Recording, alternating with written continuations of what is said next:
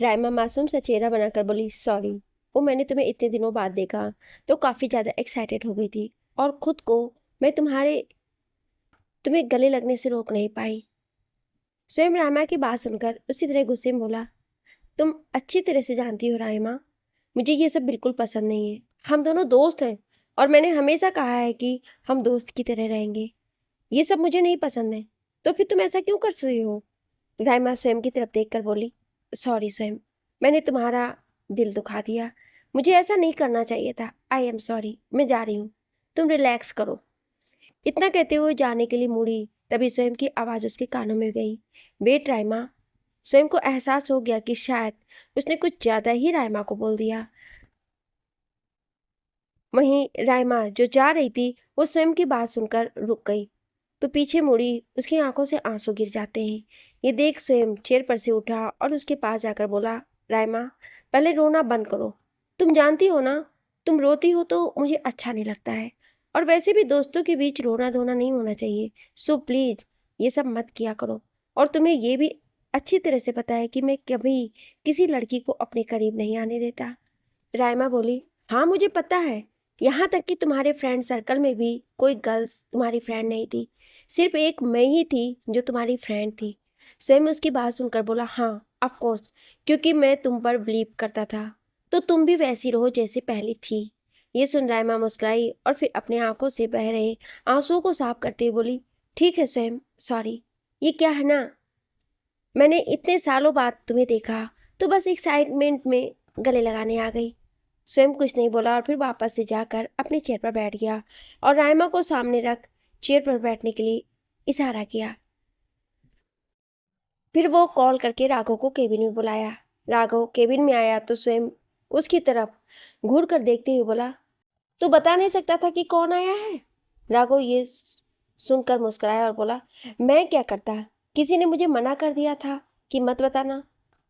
वो तुम्हें सरप्राइज देना चाहती थी। स्वयं ने घूरकर राइमा की तरफ देखा तो राइमा अपने दांत दिखा देती है। स्वयं ना में अपनी गर्दन को हिला देता है, जैसे मानो वो कह रहा हो इस लड़की का कुछ नहीं हो सकता। फिर स्वयं राघव की तरफ देखते हुए बोला, इसके लिए कुछ ले आना, तुझे तो पता है ना कि क्या पसंद है। राघव ने अपनी गर्दन को हाँ में हिलाया, फिर केबिन में चला गया। वहीं राइमा स्वयं की तरफ देखते हुए बोली, अच्छा, तुम्हें आज भी पता है कि मुझे क्या क्या पसंद है? स्वयं वापस से लैपटॉप में अपना काम करने लगा। वो उसी तरह लैपटॉप में अपनी नज़र गड़ाए हुए बोला, ऑफ कोर्स, आफ्टर ऑल दोस्तों की पसंद नापसंद कोई भूलता है। राइमा ये सुनकर खुश हो गई। जहां स्वयं अपने लैपटॉप में नज़र गड़ाए हुए लगातार अपनी उंगलियों को बड़ी स्पीड से चला रहा था, वहीं राइमा स्वयं के सामने बैठी बस एक टक उसे देख रही थी। वो मुस्कुरा रही थी। उसी समय केबिन का डोर ओपन कर राघव अंदर आया और उसके साथ एक सर्वेंट भी था, जिसके हाथ में एक ट्रे था जिसमें राइमा के पसंद के ब्रेकफास्ट थे। राघव ने उस सर्वेंट से कहकर ब्रेकफास्ट को सामने टेबल पर रखवा दिया और फिर उसे जाने का इशारा कर दिया। फिर राघव स्वयं की तरफ देखते हुए बोला, ब्रेकफास्ट कर ले। स्वयं उसी तरह लैपटॉप को काम करते हुए बोला, नहीं यार, मैंने ऑलरेडी बहुत ब्रेकफास्ट कर लिया है। राइमा बोली, चलो ना यार, तुम्हें तो पता है ना मैं कभी अकेले ब्रेकफास्ट नहीं करती। स्वयं उसी तरह काम करते हुए बोला, सॉरी राइमा, बट मैं ऑलरेडी बहुत खा चुका हूँ, तो तुम आज राघव के साथ ब्रेकफास्ट कर लो, अकेले कहाँ हो तुम? राइमा ये सुनकर मुंह बना लेती और थोड़ी नाराजगी से बोली, क्या ऐसा?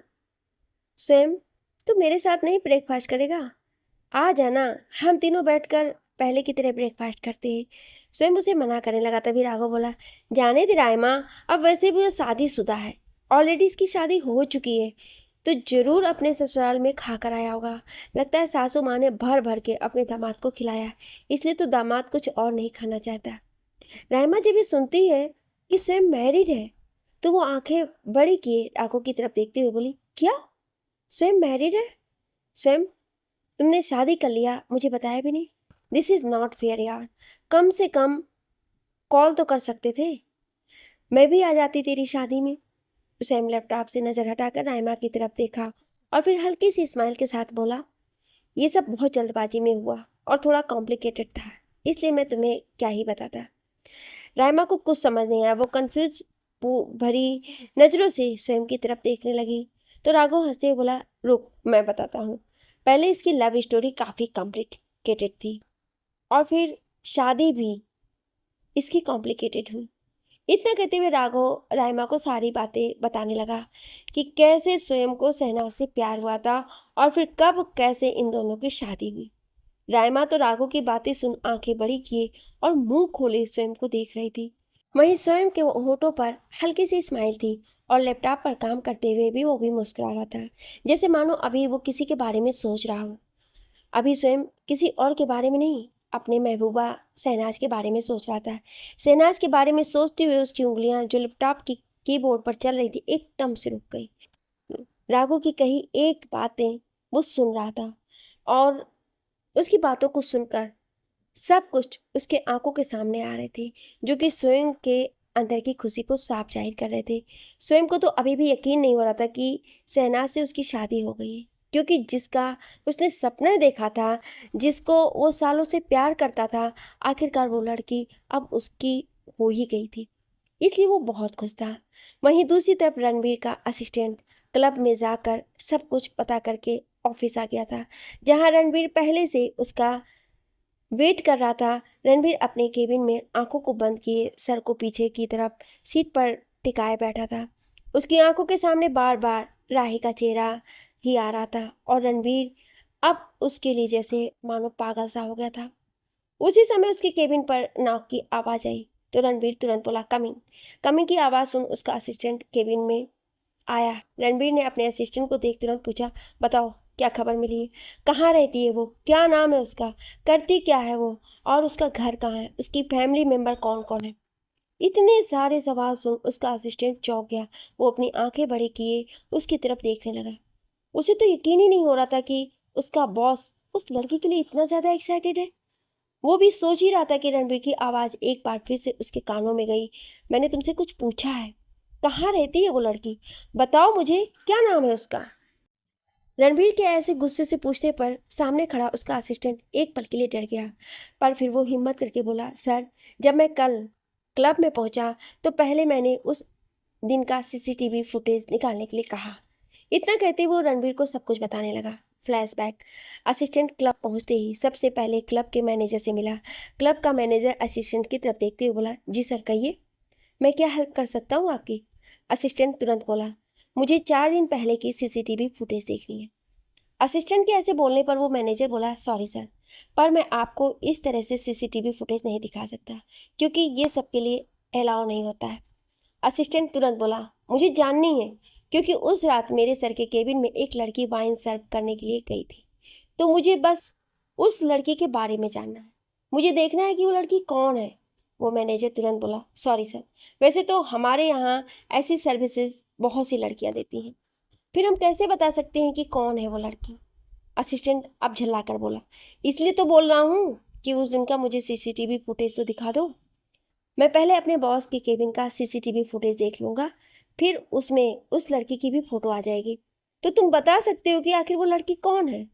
लेकिन वो मैनेजर फिर से मना करते हुए बोला, सॉरी सर, पर ये रूल के अकॉर्डिंग नहीं है, हमारे मालिक को जब पता चलेगा तो बहुत गुस्सा करेंगे। असिस्टेंट गुस्से से घूर कर उस मैनेजर को देखता है और फिर एकदम से अपने पॉकेट से 2-2 हज़ार के 10 नोट निकाल कर उस मैनेजर के सामने रखते हुए बोला, तो क्या अभी भी रूल के अकॉर्डिंग नहीं है। मैनेजर ने जैसे ही उन नोटों को देखा तो उसकी आंखों में लालच साफ दिखाई देने लगा। वो अपनी चमकीली आंखों से नोटों को देख रहा था और फिर एक बड़ी सी स्माइल के साथ बोला, सर अब कोई रूल नहीं है, आप चाहो तो आराम से देख सकते हो। असिस्टेंट ने उस मैनेजर को घूर कर देखा। फिर मैनेजर ने अपने एक आदमी को बुलाया और असिस्टेंट को उस दिन की सीसीटीवी फुटेज दिखाने के लिए ऑर्डर दिया। मैनेजर का ऑर्डर मिलते ही वो आदमी तुरंत वहाँ से असिस्टेंट को लेकर एक रूम में गया और उसे उस दिन की सारी सीसीटीवी फुटेज दिखाने लगा। उस दिन की फुटेज में दिख रही उस लड़की की फ़ोटो देखकर असिस्टेंट तुरंत अपने फ़ोन में उस लड़की का फ़ोटो क्लिक कर लिया और फिर उसे ले जा कर के मैनेजर की तरफ दिखाते हुए पूछा, कौन है ये लड़की और अभी कहाँ है, मैं उससे मिलना चाहता हूँ। मैनेजर ने जब उस लड़की को देखा तो उसका मुंह बन गया। वो मुंह बनाते हुए बोला, सॉरी सर, पर हमारे यहाँ एक मैडम है, उन्होंने उस लड़की को उसी दिन निकाल दिया, जब से वो यहाँ काम नहीं करती है। जैसे असिस्टेंट ने यह सुना तो वो चौंक गया। वो हैरानी से बोला, क्या, कब से काम नहीं करती। वो मैनेजर तुरंत बोला, सर उसी दिन के बाद से। अब तो असिस्टेंट का दिमाग खराब हो रहा था। वो गुस्से से चिल्लाते हुए बोला, तुम लोग ऐसे कैसे किसी लड़की को बाहर निकाल सकते हो, मैनेजर बोला, सॉरी सर, पर मैं कुछ नहीं कर सकता। मैडम के ऑर्डर के बिना यहाँ एक पत्ता भी नहीं हिलता है, और ये ऑर्डर मैडम का ही था। उन्होंने कहा कि ये लड़की ढंग से काम नहीं करती है तो इसे मुफ्त में सैलरी नहीं देनी है। उसे जॉब से निकाल दिया गया। बेचारी वो लड़की बहुत रो रही थी और मैडम के सामने विनती भी कर रही थी, लेकिन वो मैडम नहीं मानी। असिस्टेंट को राही के लिए बहुत बुरा लग रहा था। फिर कुछ सोचते हुए असिस्टेंट ने उस मैनेजर से पूछा, तो क्या पता है तुम्हें कि लड़की कहाँ रहती है? आई मीन उसका एड्रेस। मैनेजर तुरंत बोला, सॉरी सर, पर हमारे पास उसका कोई एड्रेस नहीं है। वो तो यहाँ सिर्फ अपने फ्रेंड के साथ जॉब के लिए आई थी और उसी के फ्रेंड के कहने के कारण हमने उसे जॉब दे दिया था। असिस्टेंट फिर से बौखलाते हुए पूछा, तो कहाँ है उसकी फ्रेंड? अभी बुलाओ। मैनेजर एक बार फिर से असिस्टेंट की तरफ देखकर अपनी गर्दन को ना में हिलाते हुए बोला, सॉरी सर, पर वो तो 2 दिन से जॉब पर नहीं आ रही है, छुट्टी पर है। उसकी यहाँ शादी पड़ी है ना, इसलिए वो अपने गाँव गई है।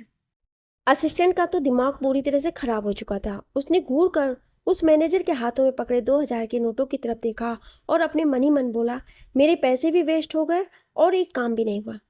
अपने डेविल सर को बताऊंगा तो वो तो मुझे एक पैसे देने से रहे, क्योंकि मैंने उनका काम जो नहीं किया। अब ना जाने मैं अपने खतरनाक बॉस से कैसे बचूंगा, वो तो मुझे खा ही जाएगा। इतना कहते हुए उसने अपना सिर को ना में हिलाया और क्लब से बाहर आ गया। Flashback and. अपनी सारी बातें बताने के बाद असिस्टेंट रणबीर के सामने सर झुकाए खड़ा था। वहीं रणबीर गुस्से से लाल आंखों के साथ उसे घूर रहा था और सामने रखे टेबल पर एक तेज पंच मारते हुए बोला, एक काम भी तुमसे ढंग से नहीं होता है। लड़की आखिर कहाँ जा सकती है, तुमने ये क्यों पता नहीं लगाया? या फिर उसकी फ्रेंड के बारे में पता लगा लेते कि अभी वो कौन से गांव में गई है, कहाँ गई है। किसी काम के नहीं हो तुम। सब निकम्मे हो एक नंबर के। मैं ही बेवकूफ़ हूँ जो तुम सबको अपने यहाँ सैलरी दे रहा हूँ। मुझे भी तुम सबको जॉब से निकाल देना चाहिए। असिस्टेंट ने धीरे से अपनी नज़र को ऊपर उठाया और रणबीर की तरफ देखते हुए बोला, पर सर, इसमें हमारी क्या गलती है? अब मैडम ही वहाँ नहीं थी तो मैं क्या कर सकता हूँ? उन्हें जॉब से निकाल दिया गया तो इसमें हमारी क्या गलती हो सकती है? ये सुनते ही रणबीर को बहुत तेज गुस्सा आया। उसने तुरंत अपना फ़ोन लिया और किसी को कॉल कर कुछ इंस्ट्रक्शन दे दिया। जैसे ही असिस्टेंट ने रणबीर के इंस्ट्रक्शन को सुना, उसकी आंखें हैरानी से फैल गईं और उसके मुंह से निकला, सर, आप क्या कर रहे हैं? रणबीर गुस्से में असिस्टेंट की तरफ देखते हुए बोला, आखिर उस क्लब के मालिक की इतनी हिम्मत कैसे हुई उसे वहां से निकालने की? उसकी सजा तो उसे मिलकर ही रहेगी। कल के कल उसका क्लब बंद हो जाएगा। वो असिस्टेंट अपने मन ही मन बोला, बाप रे बाप, अभी मैडम मिली नहीं है तो सर का इतना गुस्सा है। जिस दिन मिल जाएंगी तो सर उनके लिए ना जाने क्या क्या करेंगे, सिर्फ एक जॉब निकालने के कारण। सर ने तो इतने बड़े क्लब को ही बंद करवा दिया। ओह गॉड, मुझे तो बच के रहना होगा। अगर मैडम मिल गई तो मैं तो कभी भी उनको दुखी नहीं करूँगा, वरना कहीं सर मुझे इस दुनिया से ही ना टपका दे। असिस्टेंट ये सब अपने मन ही में ही सोच रहा था। तभी रणबीर उसे घूर कर देखते बोला, अब यहाँ खड़े खड़े मेरा मुंह क्या देख रहे हो? दफा हो जाओ यहाँ से। रणबीर की बात सुन असिस्टेंट इतनी स्पीड में भागा जैसे मानो वो इंसान ना होकर रॉकेट हो। असिस्टेंट के जाने के बाद रणबीर की नज़रें सामने रखे फ़ोन पर गई। असिस्टेंट ने अपने फ़ोन में लिए फ़ोटो को रणबीर के फ़ोन में दे दिया। रणबीर ने अपने फ़ोन को ओपन किया, उसमें राही की फ़ोटो को देखने लगा। राही के मासूम चेहरे को देख रणबीर के होठों पर अनायासी स्माइल आ गई। वो उसकी फ़ोटो के ऊपर ही अपने हाथ फेरते हुए बोला, कहाँ हो तुम जान? अब आ भी जाओ, तुमसे दूरी नहीं बर्दाश्त। सॉरी, हाँ गलत किया है मैंने तुम्हारे साथ, पर मैं अपनी गलती को सुधारना चाहता हूँ। पर तुम जितना मुझे तड़पा रही हो उन सब का मैं गिन गिन कर बदला लूँगा। मेरे इस जिस्म में जो आग लगी है उसे अब तुम ही मिटाओगी। ये कहते हुए रणबीर फ़ोन पर ही अपने होठों से उस पर किस कर लिया और फिर अपने फ़ोन को सीने से लगाते हुए आंखें बंद करके बैठ गया। आंखें बंद करते ही एक बार फिर से उसकी आंखों के सामने राही का मासूम सा चेहरा आ गया, जो कि आंसू से भरा हुआ था। उन्हें याद कर रणबीर के सीने में दर्द होने लगा तो सोचते हुए बोला, अब मैं खुद ही तुम्हें ढूंढूंगा जान, क्योंकि जब तक तुम मुझे नहीं मिलोगी मेरे इस दिल को राहत नहीं मिलेगी। अभी रणबीर आंखें बंद कर बैठा हुआ था, तभी उसका फ़ोन बजने लगा। उसने तुरंत फ़ोन की तरफ देखा तो उसके डैड का कॉल था। उसने तुरंत कॉल पिक किया तो दूसरी तरफ से आवाज़ आई, क्या हुआ बच्चा, पता चला कि मेरी बहू कहाँ है? ये सुन रणबीर उदास हो गया और बोला, सॉरी डैड, पर उसका कुछ पता नहीं चला। वो जहाँ जॉब करती थी वहाँ से भी उसे निकाल दिया गया है और अभी तक हम उसे ढूंढ नहीं पाए। उसके डैड अपने बेटे के लिए बहुत परेशान थे। फिर कुछ सोचते हुए बोले, बेटा मैंने तुम्हारे लिए एक सेक्रेटरी हायर की है, वो वहाँ पर जाएगी, तुम एक बार उसका इंटरव्यू ले लेना। रणबीर का बिल्कुल भी मन नहीं था, फिर भी वो बोला, मैं देख लूँगा, मैं असिस्टेंट से बोल दूंगा, वो इंटरव्यू ले लेगा। इतना कहकर उसने कॉल कट कर दिया। उसका मूड अभी बहुत ख़राब था, दिल की बेचैनी बढ़ती जा रही थी। वो कुछ सोचते हुए उसने अपने असिस्टेंट को रूम में बुलाया। असिस्टेंट आकर खड़ा हो गया। उसकी हिम्मत नहीं थी कि वो रणबीर से कुछ बोल सके। रणबीर बिना असिस्टेंट की तरफ देखे अपनी शर्त आवाज़ में बोला, डैड ने मेरे लिए एक सेक्रेटरी अपॉइंट की है और आज उसका इंटरव्यू है, तो तुम एक बार उसका इंटरव्यू ले लेना। असिस्टेंट ने बस अपना सिर हाँ में हिला दिया। फिर रणबीर ने उसे बाहर जाने का इशारा कर दिया। असिस्टेंट के जाने के बाद रणबीर एक बार फिर से राही की यादों में खो गया। स्वयं अपने ऑफिस में काम कर रहा था और पूरे दिन वो काम में बिजी रहा। राइमा उसके साथ ही थी, वो उसे एक मिनट के लिए भी छोड़कर नहीं गई। कुछ देर बाद राघव केबिन में आया और बोला, सर हमें मीटिंग के लिए चलना है। स्वयं राघव के साथ वहाँ से कॉन्फ्रेंस हॉल की तरफ चला गया। वो जाते हुए राइमा की तरफ देखकर बोला, आई थिंक तुम्हें जाना चाहिए, मैं तुमसे बाद में मिलूंगा। स्वयं की बात सुनकर राइमा बस अपनी पलकें झपका देती है। स्वयं वहाँ से राघव के साथ कॉन्फ्रेंस हॉल की तरफ बढ़ गया। राइमा स्वयं को जाते हुए देख रही थी। उसकी आंखों में कुछ एहसास थे, पर क्या ये कहना मुश्किल था। करीब 2 घंटे बाद स्वयं कॉन्फ्रेंस हॉल से बाहर आया और सीधा अपने केबिन में आकर चेयर पर बैठ गया। अचानक ही सामने राइमा को बैठा देख कुछ चौंक गया। वो चौंकते बोला, तुम अभी तक गई नहीं? राइमा स्वयं की तरफ देख मासूमियत से बोली, यार स्वयं मैं क्या करूं, मैं यहाँ किसी को जानती भी नहीं हूँ। वो तो बड़ी मुश्किल से ड्राइवर ने मुझे यहाँ छोड़ दिया, वरना मुझे तो यहाँ के बारे में कुछ भी नॉलेज नहीं। तुम्हें तो पता है ना, मैं शुरू से ही इंडिया में नहीं रही। स्वयं फिर कुछ नहीं बोला और राघव को बुलाया और राघव से बोला, तुम राइमा को मेरे घर ले जाओ, वहाँ गेस्ट हाउस में वहाँ रुक जाएगी। तभी राघव बोला, अरे थोड़ी देर में हम सब निकल ही रहे हैं ना, तो राइमा भी हमारे साथ चल लेगी। ये सुन राइमा बोली, मैं तुम्हारे साथ चलूंगी ना। स्वयं कुछ नहीं बोला। करीब 1 घंटे बाद वो सभी ऑफिस से बाहर निकले। सबकी नजरें राइमा पर ही जा रही थी। सारे एम्प्लॉय आपस में खुसर फुसर बातें कर रहे थे और यही सोच रहे थे कि स्वयं सर की तो शादी हो गई है, फिर ये लड़की कौन है? क्या ये स्वयं सर की गर्लफ्रेंड है? क्या सर का कोई एक्स्ट्रा मैरिटल अफेयर चल रहा है? तभी दूसरा एम्प्लॉय उससे बोला, नहीं ऐसा नहीं हो सकता है, सर तो अपनी वाइफ को बहुत प्यार करते हैं। हमने सुना है कि सर ने लव मैरिज किया है। जरूरी ये लड़की सर की फ्रेंड होगी या फिर लड़की सर को चाहती होगी। तभी वो पहला एम्प्लॉय बोला, नहीं, जिस तरह से लड़की सर से चिपक कर चल रही है, सर उसे रोक भी नहीं रहे।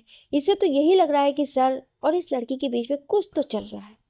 इसी तरह की सभी आपस में तरह तरह की बातें कर रहे थे, पर स्वयं का इस पर ध्यान नहीं गया। लेकिन राइमा ने उन लोगों की बातें सुन ली और उसने घूर कर सबकी तरफ देखा तो सब चुप हो गए।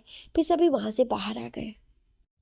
जैसे ही कार की तरफ बढ़े, स्वयं ने राइमा को कार में बैठने के लिए बोला। राइमा जाकर कार में बैठने ही वाली थी कि झटके में उसके पैर पत्थर से लग गया और वो गिरने लगी। तभी स्वयं ने उसे उसकी कमर से पकड़कर बचा लिया। इसी बीच दोनों एक दूसरे के बहुत करीब आ गए थे। स्वयं जल्दी से राइमा से दूर हुआ। वो उसे देखकर थोड़ी गुस्से भरी आवाज में बोला, ये क्या हरकत है राइमा? हर वक्त जब तब गिरती पड़ती रहती हो, जरा सा भी देख कर नहीं चल सकती? ये बातें स्वयं थोड़ी गुस्से में बोल रहा था। वहीं राइमा स्वयं की बात सुनकर धीरे से बोली, सॉरी यार, मेरा पैर मुड़ गया था। वो ढंग से खड़ी भी नहीं हो पा रही थी। वो स्वयं को पकड़कर सहारे के साथ खड़े होते बोली, वो मेरा पैर मुड़ गया है, बहुत तेज दर्द हो रहा है। स्वयं तुरंत बोला, ठीक है चलो, मैं भी अस्पताल ले चलता हूँ तुम्हें, चलो आओ। राइमा दर्द से कराती हुई बोली, सॉरी यार, मैं चल नहीं पाऊंगी, मुझसे नहीं चला जा रहा है। ये कहते हुए रोने लगी। उसकी आंखों से आंसू गिरने लगे। क्या मुसीबत है, ना जाने किसका मुंह देखकर निकला था जो मुझे ये बला आज मिल गई। ये कहते हुए स्वयं ने राइमा को अपनी गोद में उठा लिया। राइमा स्वयं के ऐसा करने से एकदम से अपने दोनों हाथों को स्वयं के गले में लपेट लेती। ये देख स्वयं गुस्से से बोला, ये क्या हरकत है? राइमा बोली, तुम भी ना स्वयं बार बार गुस्सा जाते हो, पहले तो ऐसे नहीं थे तुम। स्वयं ने घूर कर उसकी तरफ देखा। वहीं राघव उन दोनों को देखकर हंस रहा था। वहीं राघव को स्वयं की हालत को देखकर उसे ज्यादा हंसी आ रही थी। राघव अपने मन ही मन बोला, अगर शहनाज भाभी ऐसे देख लेती तो स्वयं ने किसी लड़की को इस तरह से अपनी गोद में उठाया है तो वो पक्का स्वयं को पटक पटक के मारती, मार मार के उसकी चटनी बना देती। ऐसा ही कुछ स्वयं के मन में भी चला था। वो इधर उधर अपनी नजरें घुमाकर देखता है कि कहीं किसी की नज़र उन पर तो नहीं पड़ रही है। फिर वो जल्दी से राइमा को कार में बिठा दिया और खुद दूसरी साइड से जाकर बैठ गया। राघव भी ड्राइवर के बगल वाली सीट पर जाकर बैठ गया। फिर ड्राइवर ने कार को आगे बढ़ा दिया। वहीं कोई था जो पिलर के पीछे छुपकर इन दोनों की फोटो को क्लिक कर रहा था। वो अपने फोन की तरफ देखकर तिरछी स्माइल के साथ बोला, स्वयं से खाबा तुम तो गए। ये कहते हुए उस आदमी के होठों पर खतरनाक स्माइल थी और फिर उस आदमी ने उन सारी फोटो को किसी को सेंड कर दिए। ड्राइवर ने कार कुछ देर हॉस्पिटल के सामने रोका। स्वयं इस बार राइमा को गोद में नहीं उठाना चाहता था, तो वो पहले ही राघव को इशारे से बोला, राघव खुद राइमा को गोद में उठाकर अस्पताल में लेकर आओ। ये सुन राइमा स्वयं को घूरने लगी, तो स्वयं तुरंत बोला, मेरे हाथ में दर्द हो रहा है, इतनी भारी हो तुम, मुझसे नहीं उठ रही हो। इतना कहते हुए वो कार से बाहर निकल गया और हॉस्पिटल की तरफ बढ़ गया। स्वयं के इस जवाब को सुनकर राइमा और राघव दोनों ही उसे घूर रहे थे। फिर राघव मन ही मन बोला, हे भगवान मुझे बचाना, बस मेरी जंगली बिल्ली को इस बारे में ना पता चले। इतना कहते हुए उसने राइमा को कार से बाहर निकाला, फिर सहारा देते हुए वहां से हॉस्पिटल की तरफ बढ़ गया। राघव ने राइमा को गोद में नहीं उठाया था, क्योंकि वो कोई रिस्क नहीं लेना चाहता था। चाहे जो भी हो, वो अपनी ईसा से बहुत प्यार करता था। भले ही वो इतने सालों से उससे दूर रहता था, उसके करीब नहीं जाता था, लेकिन अब जब वो ईसा का हो गया था, वो उससे बेपनाह मोहब्बत करता था, तो वो नहीं चाहता था कि उसके और ईसा के बीच कोई भी गलतफहमियां हो। कुछ देर बाद डॉक्टर के केबिन में बैठे स्वयं, राघव और राइमा डॉक्टर की तरफ देख रहे थे। डॉक्टर राइमा के पैरों को एग्जामिन करते हुए बोले, इनके पैर में हल्की सी मोच आ गई है, हम अभी एक स्प्रे इनके पैर में लगा देते हैं और गर्म पट्टी बांध देते हैं। 1-2 दिन में बिल्कुल ठीक हो जाएंगी, तब तक ये प्रॉपर रेस्ट करें। स्वयं डॉक्टर की तरफ देखकर बोला, ओके डॉक्टर। फिर वो राइमा की तरफ घूर कर देखते हुए बोला, समझ में आई बात, चुपचाप घर में पड़ी रहना, यहाँ वहाँ फुदकने की जरूरत नहीं है। ये सुन राइमा अजीब सा मुंह बनाए और फिर राघव की तरफ देखती है, जो कि मुस्कुरा रहा था। तो राइमा उसे घूरते हुए बोली, तू हंस क्या रहा है, तुझे तो मैं बाद में देखती हूँ। कुछ देर बाद वो सभी अस्पताल से बाहर आए और कार में बैठकर शेखावत मैंसन के लिए निकल गए। वहीं दूसरी तरफ गिल मैंसन में आज रजत और सितारा की मेहंदी की रस्म थी। मेंशन को बहुत ही खूबसूरती से डेकोरेट किया गया था और मेंशन के बैकयार्ड को एक अलग ही तरीके से डेकोरेट किया गया था। सब कुछ ग्रीनिश ग्रीनिश था, हर तरफ हरियाली दिखाई दे रही थी। वहीं अपने रूम में बैठी सितारा बहुत घबराई हुई लग रही थी। वो मिरर के सामने खड़ी सब कुछ सोचे जा रही थी। उसकी आंखों के सामने एक के बाद एक रजत के साथ बिताए पलों का दृश्य आ रहा था। उन सब पलों को याद कर उसकी आंखों से आंसू गिरने लगे। उसी समय शहनाज सितारा के रूम में आती है। सितारा को इस तरह से रोते देख कर वो बोली, क्या हुआ भाभी, आप रो क्यों रहे हैं, क्या भैया ने कुछ किया है? अगर कुछ किया है तो आप मुझे बताइए, मैं अभी मॉम से उनकी कंप्लेंट करूंगी। सितारा तुरंत शहनाज को देखते हुए बोली, अरे नहीं, ऐसा कुछ नहीं है, वो तो मुझे कभी भी तेज आवाज़ में बोलते भी नहीं है, वो तो हमेशा मुझसे प्यार से ही बातें करते हैं और हंसाने की कोशिश करते हैं। ये सुन शहनाज मुस्कुराते बोली, भैया की तारीफ की जा रही है, नॉट बैड। अब पता चला मेरे बड़े भाई का एक और साइड भी है और वो रोमांटिक भी है। सितारा ये सुनकर शर्मा गई। तभी शहनाज उससे पूछती, अगर ऐसा है तो फिर आप रो क्यों रही हैं? सितारा अपनी आंखों से पहले आंसुओं को साफ करती है और बोली, बेवकूफ़, ये तो खुशी के आंसू हैं। मुझे तो यकीन ही नहीं होता है कि मैं किसी के घर की बहू और किसी की बीवी बनने जा रही हूँ। मुझे अनाथ को भला कौन पूछता, पर तुम्हारे भाई ने तो मुझे पूछ कर मेरी ज़िंदगी संवार दी। शहनाज सितारा के हाथ पर अपना हाथ रखती और कस के दबाती बोली, खबरदार भाभी, जो आपने ऐसा कुछ बोला तो आप अनाथ नहीं, हम सब है ना। सितारा ये सुन बस मुस्कुरा देती है। इसी समय शहनाज का फ़ोन वाइब्रेट हुआ। उसने देखा तो उस पर कोई नोटिफिकेशन आए थे। वो अपने फ़ोन को ओपन करके जैसे ही देखती उसके चेहरे के भाव बिल्कुल बदल गए। शहनाज को इस वक्त बहुत तेज गुस्सा आ रहा था। उसने फ़ोन को कसकर पकड़ रखा था। वो सितारा जो कि वहीं शहनाज के बगल में बैठी हुई थी, वो शहनाज के चेहरे के बदलते भाव को देखकर चौंक गई। उसकी तरफ देखते हुए उससे पूछी, क्या हुआ शहनाज, तुम इस तरह से गुस्सा क्यों हो गई हो और अचानक से तुम्हारे चेहरे के भाव क्यों बदल गए? तुम इस तरह से गुस्से में फ़ोन की तरफ क्यों घूरे जा रही हो? शहनाज कुछ नहीं बोली, बस अभी भी गुस्से से अपने फ़ोन में घूरे जा रही थी। सितारा एकदम से शहनाज से फ़ोन ले ली और उस पर आए फोटोज़ को देखकर हैरान रह गई। ये सब वही फ़ोटो थे जो अभी वो आदमी चुपके से क्लिक कर रहा था, जिसमें स्वयं राइमा को गिरने से बचाया था। जब वो कार में बैठने जा रही थी और उसका फैसला हो गया था जिसमें वो दोनों काफ़ी करीब आ गए थे। उनके साथ एक साथ बहुत से फोटोज थे। ये सब फोटो देख सितारा भी एक पल के लिए चौंक गई। सितारा से शहनाज की तरफ देखी, जो कि इस वक्त गुस्से से पूरी लाल हो गई थी। उसने अपने हाथों की मुट्ठी बना ली और सितारा शहनाज के चेहरे के भाव को देखकर उसे समझाते हुए बोली, शहनाज, जरूरी नहीं कि जो फोटो में हो वो रियल हो। शायद कोई तुम दोनों के बीच गलतफहमी पैदा करना चाह रहा हो, और फिर ये भी तो हो सकता है कि ये लड़की मिस्टर स्वयं दोनों फ्रेंड हो और उसके साथ पैर स्लिप कर गया और वो संभाल रहे हैं। शहनाज सितारा की तरफ अच्छे से बस अपनी पलकें झुका दी, लेकिन अभी वो गुस्से से उबल रही थी, जिस बात को देख सितारा भी समझ रही थी कि वो कुछ बोल ही नहीं पाई।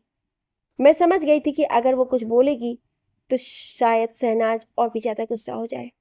कुछ देर बाद शहनाज सितारा को अपने हाथ लिए बैकयार्ड की तरफ बढ़ गई, और जहाँ पर धीरे धीरे गेस्ट आने शुरू हो गए थे और आज मेहंदी और संगीत का फंक्शन था। सितारा ने जहाँ ग्रीन कलर का लहंगा पहना था, उसने अपने बालों को खुला छोड़ रखा था और सिंपल मेकअप में बहुत ही खूबसूरत लग रही थी। वहीं शहनाज ने भी पिंक कलर का टॉप और ग्रीन कलर का लॉन्ग स्कर्ट, उस पर उसने लाइट पिंक और ग्रीन मिक्स दुपट्टा लिया था। उसने अपने बालों के हाफ बन बनाकर बाकी के बालों को खुला छोड़ रखा था। गालों पर उसके दो लटे झूल रहे थे, जो कि उसकी खूबसूरती में चार चांद लगा रहे थे। नाइट मेकअप में भी शहनाज बला बला की खूबसूरत लग रही थी। वहां मौजूद लोगों की नजरें शहनाज पर ही टिक गए थे। कहीं से भी शहनाज दिखने से नहीं लग रही थी कि उसकी शादी हो चुकी हो, बिल्कुल किसी अनमैरिड गर्ल की तरह दिखाई दे रही थी। शहनाज सितारा को ले जाकर एक गद्दे पर बिठा दी, जो कि केंद्र में पड़ा हुआ था। सारे लड़कियां और लेडीज इस गद्दे पर बैठी हुई थी। तभी मेहंदी वाली आई, सितारा को मेहंदी लगाने लगी। बाकी वहां मौजूद लेडीज सितारा और शहनाज की तरफ तारीफ किए जा रही थी, जिससे शालिनी जी को एक अलग ही खुशी मिल रही थी। तभी वहां पर नीरजा जी, मिसेस शेखावत आए। शालिनी जी और अमर दोनों जाकर उनका वेलकम किया, और फिर नीरजा जी की शालिनी जी के साथ बैठ गई और अमर जी मिसेस शेखावत के साथ बातें करने लगे। शहनाज की नज़र बार बार डोर की तरफ जा रही थी। वो स्वयं का इंतजार कर रही थी, लेकिन स्वयं अभी तक नहीं आया था। कुछ देर में वहां पर नकुल और सोहा साथ में आए। सोहा आज बहुत ही प्यारी लग रही थी। उसने ग्रीन कलर का अनारकली सूट पहन रखा था और अपने लंबे बालों को गूंथ कर चोटी बना रखी थी, और बालों की दो लटे गालों पर झूल रहे थे, जिसमें सोहा बहुत खूबसूरत लग रही थी। नकुल तो उसे अपनी नजरें नहीं हटा पा रहा था। आज उसे एक बार फिर से सोहा पर दिल आ गया था। उसका मन कर रहा था कि वो सोहा को सबसे छुपाकर अपने सीने में रख ले, ताकि कोई भी उसे देख ना पाए। जैसे ही नकुल ये देखा कि वहां मौजूद लड़के सोहा को ही अपनी इंटेंस भरी नजरों से देख रहे हैं, तो ये बात नकुल को बर्दाश्त नहीं हुआ। वो गुस्से से सभी की तरफ गौर कर देखा, तो सब अपनी नजरें इधर उधर चुराने लगे, क्योंकि सब नकुल को भी अच्छी तरह से जानते थे कि वो स्वयं शेखावत का छोटा भाई है, और गुस्से के मामले में वो स्वयं से किसी मामले में कम नहीं था। सोहा जाकर शहनाज के बगल में बैठ गई। उसकी तरफ देखते हुए बोली, भाभी, आज आप सच में बहुत ही खूबसूरत लग रही हैं। भैया आपको ऐसे देखेंगे तो एक बार फिर से उन्हें आपसे प्यार हो जाएगा। शहनाज बस मुस्कुरा दी, क्योंकि अभी तक स्वयं नहीं आया था और शहनाज को उस पर बहुत गुस्सा आ रहा था। तभी वो देखी कि ईशा भी चलती हुई सामने आ रही है। ईशा ने भी ग्रीन कलर का लॉन्ग सूट पहन रखा था। उसने अपने बालों का मैसी बन बनाया था, और लाइट मेकअप में वो बहुत ही खूबसूरत लग रही थी। एक बार फिर से सबकी नज़रें उस पर ही ठहर गई। ईशा भी सीधे शहनाज के पास आकर बैठ गई। सभी आ गए थे, बस स्वयं नहीं आया था, और शहनाज की बेचैनी बढ़ती जा रही थी। तभी अचानक शहनाज डोर की तरफ देखी। पहले तो उसकी आंखों में चमक आ गया, पर तभी कुछ ऐसा देखी कि उसकी आंखों में गुस्सा उतर गया। सामने से स्वयं एक लड़की के साथ चलकर वहां पहुंचा था। वो लड़की कोई और नहीं, रायमा थी। रायमा स्वयं के काफी क्लोज होकर चल रही थी, हालांकि स्वयं उस पर ध्यान नहीं दे रहा था। उसकी नजरें तो वहां पहुंचते ही शहनाज को ढूंढने लगी थी। वहीं शहनाज जैसे ही स्वयं को रायमा के साथ आते देखी, तो वो गुस्से से बौखला उठी। उसकी आंखों के सामने वो सारे फोटोज आने लगे, जिसमें स्वयं और रायमा साथ में थे और काफी क्लोज थे। उसे अब यकीन हो गया था कि जरूर रायमा और स्वयं का कुछ चल रहा है, पर कहीं ना कहीं उसका दिल ये मानने को तैयार नहीं था। आखिर स्वयं से प्यार जो उसे इतना करता था, इस कारण शहनाज चाह कर भी पूरी तरह से यकीन नहीं हो पा रही थी। वहीं स्वयं आया और सबसे पहले रजत से मिलकर उसे कांग्रेचुलेट किया। फिर वो शहनाज के मॉम डैड से मिला। उसके बाद उसकी नज़रें शहनाज पर चली गईं। शहनाज जैसे ही देखी कि स्वयं उसके पास आ रहा है, वो उठी और गुस्से में तनतनाते हुए अंदर चली गई। स्वयं को ये देख थोड़ा अजीब लगा। उसे लगा कि शायद उसने आने में थोड़ी देर कर दी है, इसलिए वो गुस्सा है। पर तभी वो सितारा की तरफ देखा और मुस्कुराते हुए उसे कांग्रेचुलेट किया। तो सितारा बोली, पहले जाओ और अपनी वाइफ को मनाओ, वो भी तुमसे बहुत नाराज है। स्वयं को कुछ समझ नहीं आया। वो अपने कंधे उचका दिया और बोला, ऐसा भी मैंने क्या कर दिया है? तभी सितारा आंखों से ही रायमा की तरफ इशारा की, जिससे स्वयं को समझ आया कि वो यानी कि उसकी वाइफ को जलन हो रही है। ये सोचकर तो अब स्वयं को और ज़्यादा मज़ा आने लगा। उसने सोचा क्यों ना थोड़ा चलकर शहनाज के मज़े लिए जाए। पर उसे क्या पता था कि शहनाज तो उसे छोड़ने वाली नहीं। स्वयं अंदर की तरफ जाने लगा। तभी रायमा उसको आवाज़ लगाते बोली, स्वयं तुम कहाँ जा रहे हो? पार्टी तो यहाँ चल रही है, तुम अंदर कहाँ जा रहे हो? स्वयं रायमा की बात सुन चिढ़ गया, पर अपने गुस्से को कंट्रोल करते हुए बोला, रायमा तुमने जिद किया इसलिए मैं तुम्हें लेकर यहाँ आया, तो चुपचाप पार्टी अटेंड करो। मुझ पर निगरानी रखने की कोई ज़रूरत नहीं है। इतना कहकर स्वयं बिना रायमा की तरफ देखे मेंशन के अंदर चला गया। वो सीधे शहनाज के रूम में गया, जो कि बेड पर लेट बैठी हुई थी और गुस्से से मुंह फुलाई हुई थी।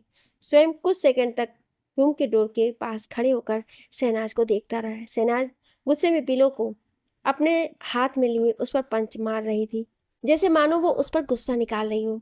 तभी स्वयं की आवाज़ शहनाज के कानों में गई, बस करो महबूबा, और कितना मारोगी बेचारे को?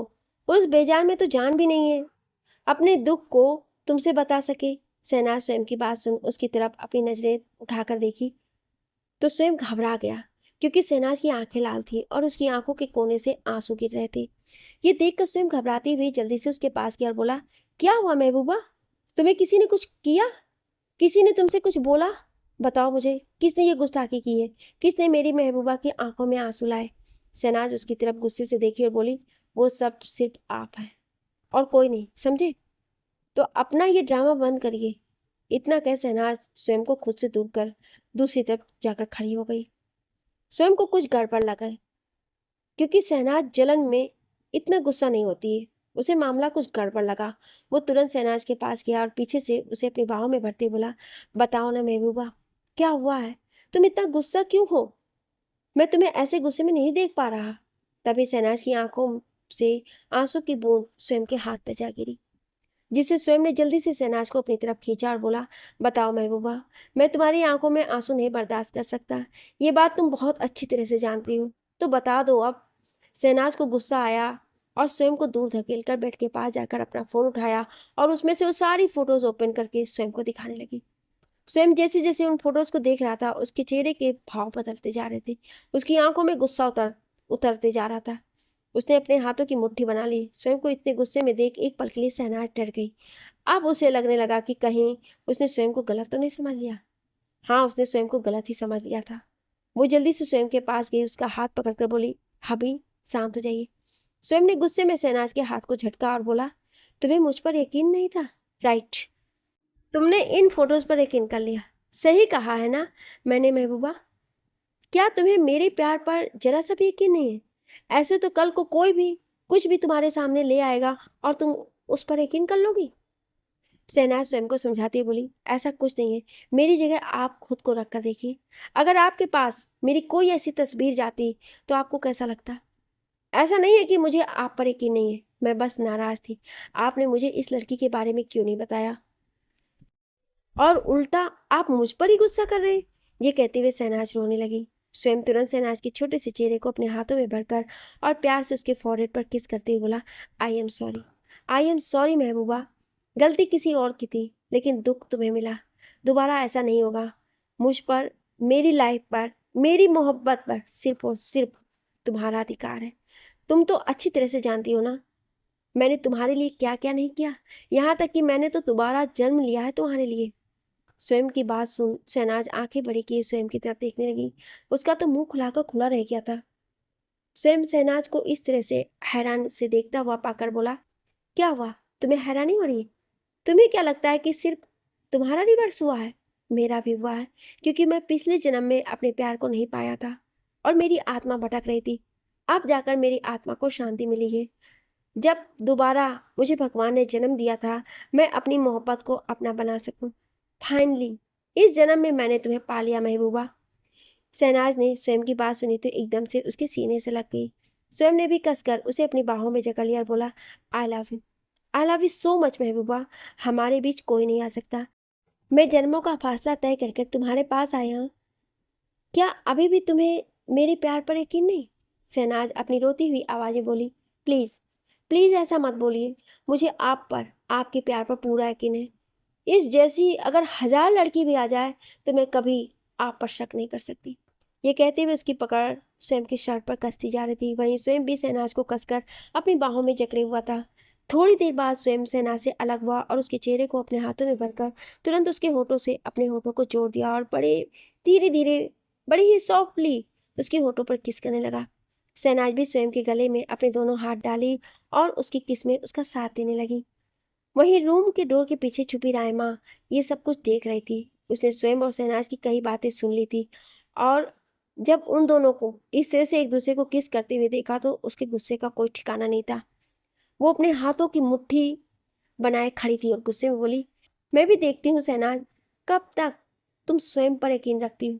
आज ही मैं तुम्हारे इस यकीन को तोड़ दूंगी, जब स्वयं को मैं तुम्हारी आंखों के सामने अपने बिस्तर पर लाऊंगी। ये कहते हुए रायमा गुस्से से बौखलाई हुई थी। थोड़ी देर बाद स्वयं शहनाज दोनों ही मेहंदी फंक्शन में पहुंच गए थे और खुशी खुशी मेहंदी के फंक्शन को एंजॉय करने लगे। सभी लोग डांस कर रहे थे और फिर स्वयं और शहनाज भी एक दूसरे के साथ डांस करने लगे। उन दोनों को खुश देखकर सितारा मन में बोली, चलो फाइनली इनके बीच की गलतफहमी दूर हुई। बस भगवान इनकी जोड़ी को किसी की नजर न लगे।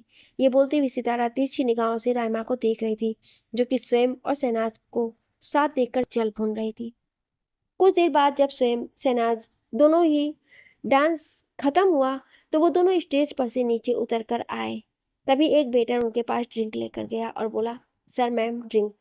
दोनों ही उस कोल्ड ड्रिंक को लेकर पीने लगे, क्योंकि उन्हें अभी बहुत प्यास लगी थी और इसकी उन्हें बहुत ज़रूरत थी। स्वयं जैसे जैसे उस ड्रिंक को पी रहा था, दूर खड़ी राइमा ये सब देख रही थी। उसकी आंखों में शैतानियां नाचने लगी थी। ड्रिंक पीने के बाद स्वयं और शहनाज गिलास को एक साइड रखी। फिर शहनाज स्वयं की तरफ देखते हुए बोली, मैं सितारा भाभी के पास जा रही हूँ। तभी स्वयं ने शहनाज को पकड़ा और बोला, ना महबूबा, तुम मेरे साथ रहोगी। ऑलरेडी सुबह से मैं तुमसे दूर हूँ, अब मैं तुम्हें एक सेकंड भी नहीं छोड़ना चाहता। ये कहते हुए स्वयं शहनाज को पकड़ लिया था, जिस पर शहनाज इधर उधर देखती हुई बोली, क्या कर रहे हैं आप? बेशर्मी मत दिखाइए। सब क्या सोचेंगे हमारे बारे में? यहाँ पर इस वक्त बहुत लोग इकट्ठा हैं। तभी स्वयं बोला, ऐसे नहीं, इतनी आसानी से मैं तुम्हें नहीं छोड़ूंगा, बदले में मुझे कुछ चाहिए। शहनाज बोली, क्या चाहिए आपको, बताइए। स्वयं शहनाज के कानों के पास अपने होठ ले गया और बड़ी ही सरगोजी से भरी आवाज में बोला, आई वॉन्ट किस महबूबा। शहनाज स्वयं को दूर करते बोली, पागल हो गए हैं, ऐसे में कैसे सबके सामने आपको किस कर सकती हूँ? पर स्वयं तो स्वयं था, वो भला कब मानता था अपनी महबूबा की बात? जब भी वो उसके करीब आता था तो उसके लिए और भी ज्यादा पागल हो जाता था। कहीं ना कहीं आज शहनाज को भी स्वयं पर बहुत प्यार आ रहा था। जब से उसे पता चला था कि स्वयं का अभी रिवर्स हुआ है तो शहनाज के मन में स्वयं के लिए प्यार और बढ़ गया था। वो स्वयं की जिद करने पर इधर उधर अपनी नजरें घुमाई। जब सबको देखी कि सब लोग आपस में बिजी हैं तो वो जल्दी से स्वयं के गालों पर किस करके बोली, लीजिए अब मुझे काम है, छोड़िए। इतना कहकर शहनाज जल्दी से स्वयं को दूर भगाते हुए वहां से सितारा की तरफ चली गई। स्वयं अपने गालों पर हाथ रखकर मुस्कुराकर बोला, तुम चीटिंग की हो महबूबा, इसकी पनिशमेंट तुम्हें मैं रात में दूंगा। ये कहते हुए स्वयं मुस्कुरा रहा था पर अचानक उसका सर भारी होने लगा। उसे समझ नहीं आ रहा था कि अचानक से क्या होने लगा। वो खुद को संभाले खड़ा था कि तभी वहां रजत आया और दोनों बातें करने लगे। लेकिन कुछ ही देर में स्वयं की हालत खराब हो रही थी। उसकी पूरी बॉडी में इचिंग होने लगी थी और उसे बहुत गर्मी महसूस होने लगी थी।